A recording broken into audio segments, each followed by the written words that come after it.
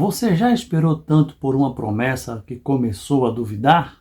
Deus ainda cumpre promessas mesmo quando falhamos? O que Deus muda primeiro, a situação ou a identidade?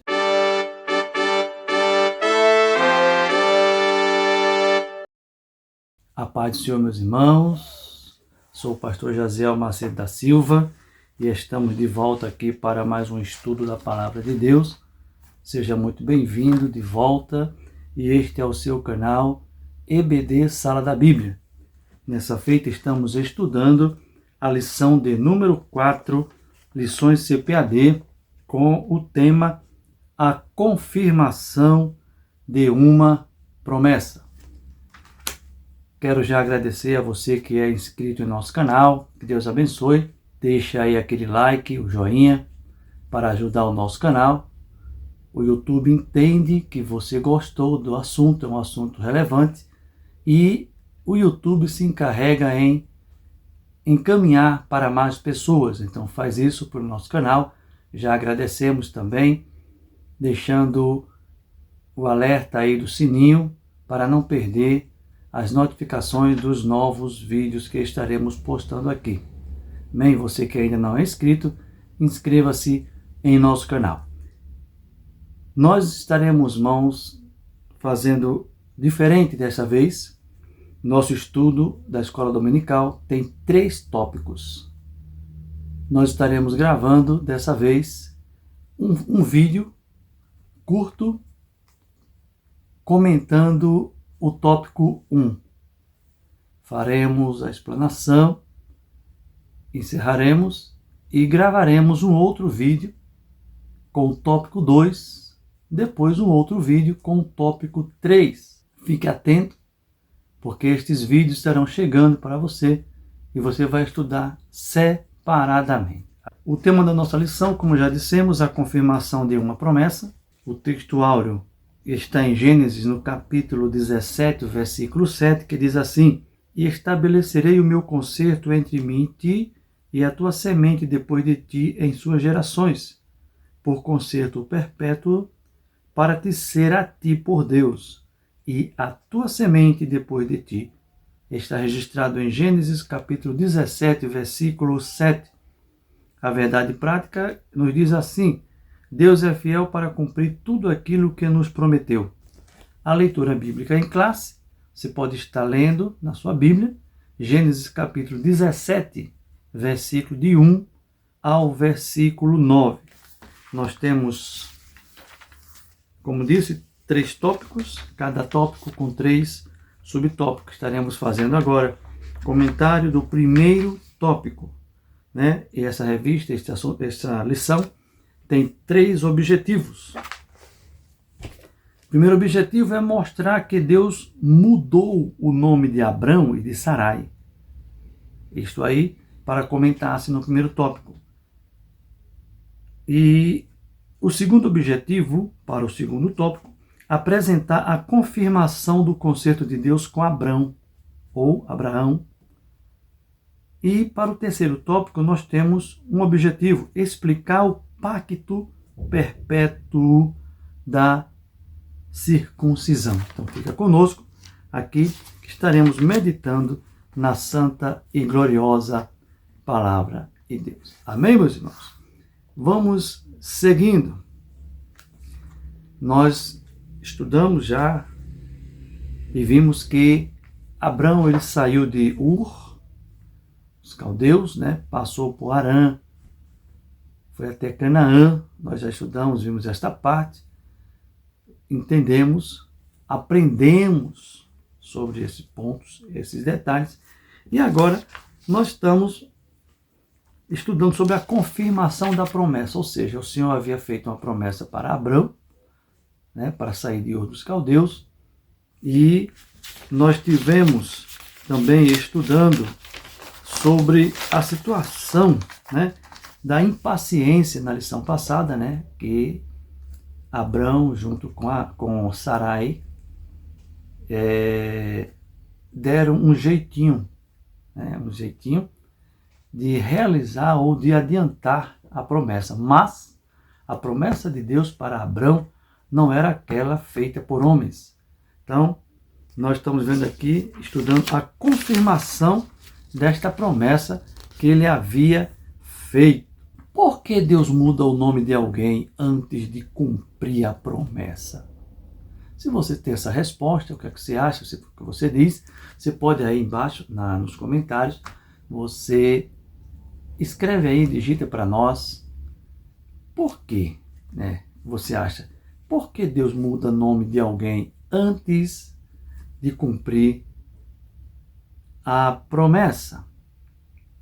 Deus se revela como El Shaddai, o Todo-Poderoso. Antes de prometer, Deus revela quem Ele é. Em Gênesis, no capítulo 17, irmãos, o versículo 5, que é esse primeiro tópico, Deus muda o nome de Abrão e de Sarai. Então, Gênesis capítulo 17, o versículo número 5, e não se chamará mais o teu nome Abrão, mas Abraão será o teu nome, porque por pai de muitas nações te tenho posto. Meus irmãos, uma atenção, eu quero apenas trazer a lembrança, né? Abrão, pai exaltado, e Abraão, pai de multidão.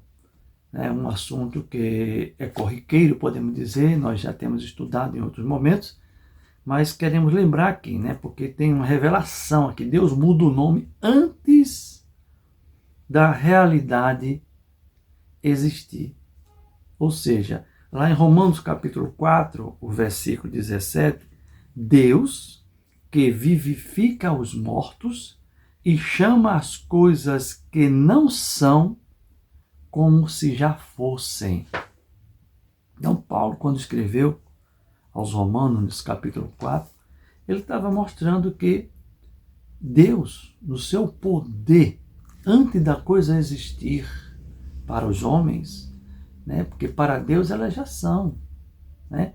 Mas antes delas existirem, né? Deus já as chama, né? Como se elas já fossem, já estivessem existindo para nós. Porque o nosso Deus, ele pode mudar e modificar todas as coisas. Então Deus chama Abrão e diz para ele, o teu nome não vai ser mais Abrão, mas Abraão. Porque por pai de multidão te tenho posto. Então, nesse primeiro tópico, né, o novo nome de Abrão.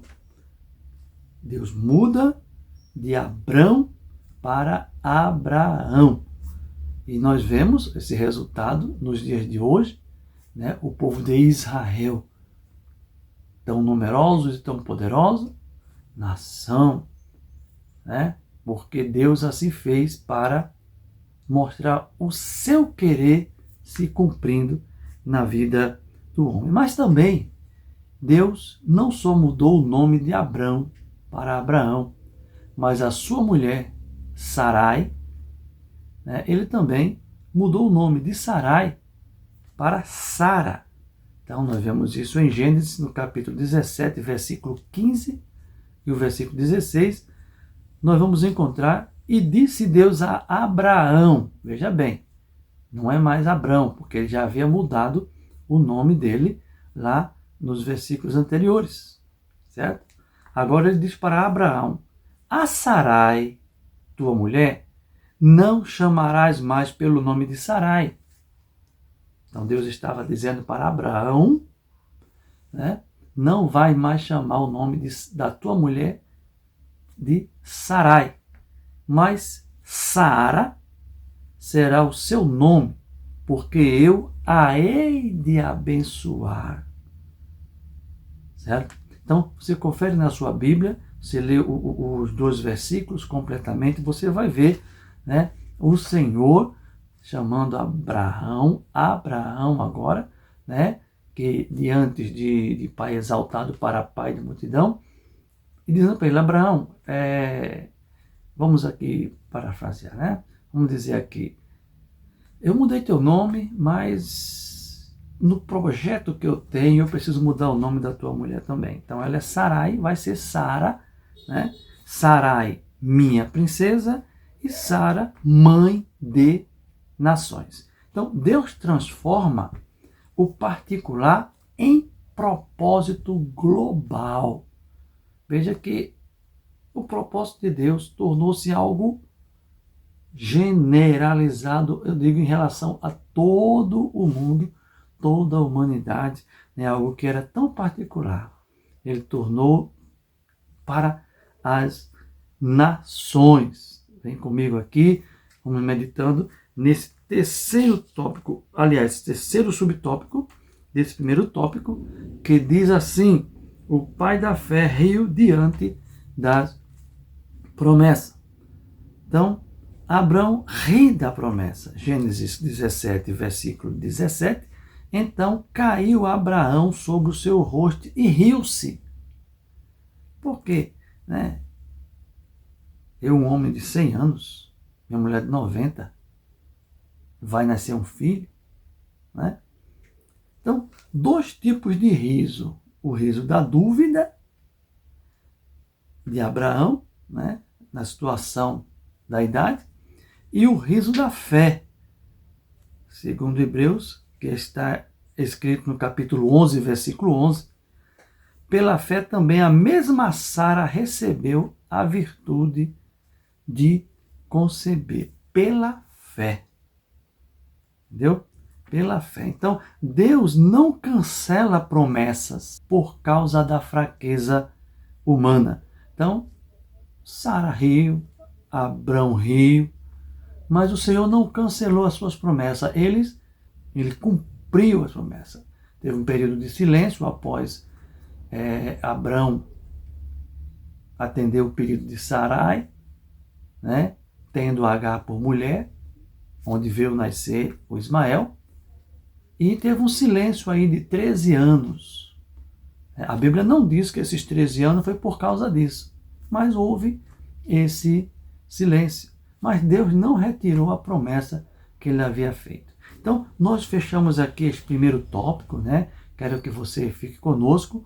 Nós vamos agora fazer um fechamento aqui, dar uma pausa e você ative o sininho das notificações, porque nós vamos mandar um outro vídeo falando do segundo tópico desta lição. Então, conto com você no segundo tópico, no próximo vídeo, em nome de Jesus.